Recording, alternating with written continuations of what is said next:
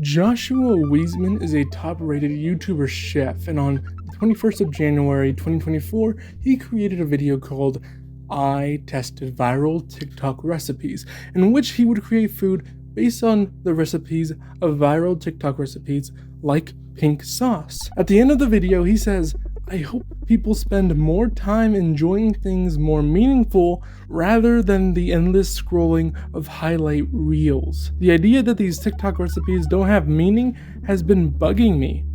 I am no chef, I can barely cook a hard-boiled egg, but I try to be experimental when I cook. I do things outside the box, and to me, that is what I see in these TikTok recipes, except for pink sauce. That lady is just trying to make a quick buck by giving people botulism. Cooking is an art form, and in art, there are many ways of approaching how to do it, like there is in how to cook things. I know that since Joshua is a skilled chef with his cookbook and everything, he knows 1000% more than me. But if you like whatever recipe you find on TikTok, YouTube, Twitter, Tumblr, whatever, don't be afraid to use it, just as long as it doesn't hurt you. Because art is... well, I don't really know what art is. Exploring Joshua Wiesman's critique of TikTok recipes, I feel prompted to question the definition of art, pondering whether it encompasses not only traditional craftsmanship, but also experimentation, individual interpretation, and the pursuit of personal meaning and enjoyment. But maybe some other artists can help me out here. Meet Visenya. I hope I'm pronouncing that last name correctly, and the first name too. They are a 24-year-old artist who does oil painting. They do original art, fan art, and commissions. They also reminded me that I need to watch BoJack Horseman.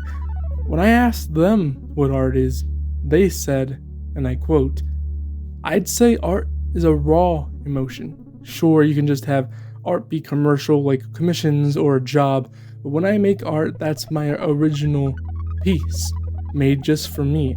It comes from a deep emotion that I channel into the project. When I think of art, I think of things like Kendrick Lamar's music. Mad City is a very powerful song, and you can feel the raw emotion behind it. Art has more power to it than people give it credit for. Art has always been a driving force for me. It was a coping skill I learned over the years. I didn't have the best life growing up, and art was an escape for me. Art was the one thing people universally praised me for. Drawing and painting put me in a different reality where I was good at something and I felt alive. I would draw in school a lot, often getting lectured for drawing on worksheets or my notes in class, but I didn't care. Art is still an escape for me at 24 when I feel like work is too much or I'm just beaten down. Painting makes me feel powerful. It's a high that never gets old or builds tolerance." End quote. I am a writer. In a way, I write art and have my own personal issues. Some could say I have a temper, but when I'm writing, there is no emotion quite like it. There's something about writing, about creating art through my writing. So as you can see here, I have at least 37 journals. Something I can relate to with Visenya. Art is a raw emotion, but what exactly is that raw emotion? Meet AfterPlague. They make digital art, though they are looking to expand more into traditional art spaces this year. They primarily illustrate artworks with dark, uncomfortable, and unusual themes, and they like exploring how the grotesque can draw the viewer in. As you can tell by some of their pieces, they definitely know a thing or two about emotion. In fact, they say, and I quote, "I try not to let my personal emotions influence my work actually." Oh, that's interesting. Quote, "I think if you have to access specific emotions, it can make it a more difficult and uncomfortable process. I like using emotion to influence my color palettes, but I don't put much of what I'm personally feeling in the art." End quote. Wow. Okay, so what do they think art is then? And I quote, "Art to me is about expression and connection. I think art is at its best when it's trying to say something, and it's even better when the audience says something back.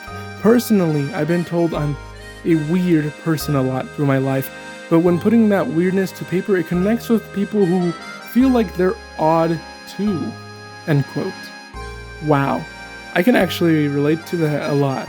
So, art is a discussion, a conversation between the artist and the viewer, and that viewer may feel as if that art is talking to them directly, personally because that viewer feels some sort of difference that is unique to them and them only.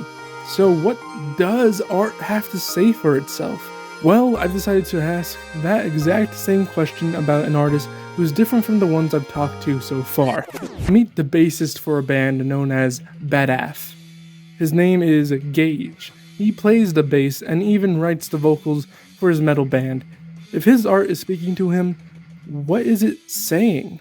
Quote, I used to be picked on and kind of bullied when I was a quiet, fat kid, but nowadays people respect me a little more because no one really understood me until I started playing the guitar and writing songs. I have only been doing music for a year, but it has helped me in so many ways. I am more confident than I used to be when I was that weird kid that no one talked to. Now I'm on good terms with everyone. End quote. I think I finally understand now. I've realized by exploring the diverse perspectives of these individuals immersed in various art forms, from cooking to painting to music, art, it seems, defies a singular definition. Art can be a conduit for a raw emotion, a powerful means of channeling personal experiences, or finding solace in creation. Art in writing, too, becomes a vessel for some sort of cathartic release. Art is expression, art is connection, art is a voice through music, art is acceptance, art is transformation. A common thread emerges through art. Art is not only merely a static entity, but a dynamic force that speaks to both creator and observer alike. It encompasses literally everything ever. It may sound cliche as hell, but that's what it is. Before this video ends, I like to tell you my own personal art story. How my writing, my art, came to be what inspired me. Back in elementary school, I was an antisocial kid, and if I was social, I'd be attempting to bully all the other kids. Since I'm talking about myself here, it was safe to say I was a bit of a loser. But then, I was in class one day, and we had to write a paper about ourselves and our parents. I was ecstatic, almost like a fire had been lit right under me. I was so entrenched in writing this paper that it didn't seem like anything else mattered. When I finished, I walked up to the teacher's desk and gave her my paper.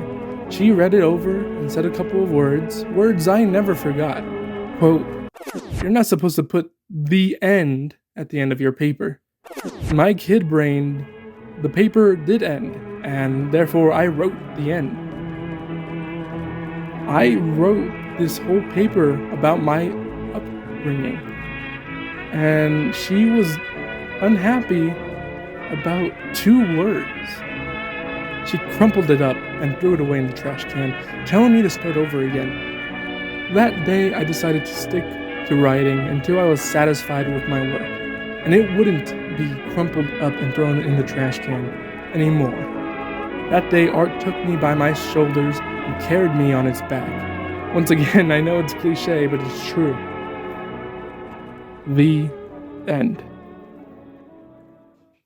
Hey guys, if you enjoyed the video and want to support the artists I mentioned, you can support them with the links I put in the description. Other than that, like if you want to, dislike if you want to, and subscribe if you want to. Peace.